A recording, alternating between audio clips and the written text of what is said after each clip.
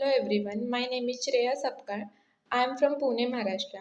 I have completed my Bachelor of Engineering in Information Technology from Savitribai Phule Pune University in 2024.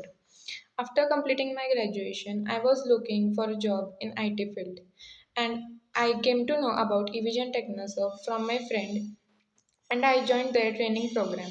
After joining Evision, I got complete guidance in both technical knowledge and interview preparation. I learned about IT infrastructure, networking, ITIL, ITSM, Windows administration, and also improved my communication and confidence through regular mock interviews.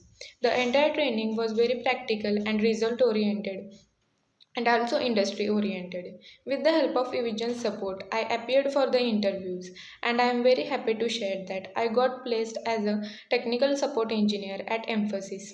I am really thankful to the entire Evision team for giving me the right direction and proper training and helping me to start my career in IT.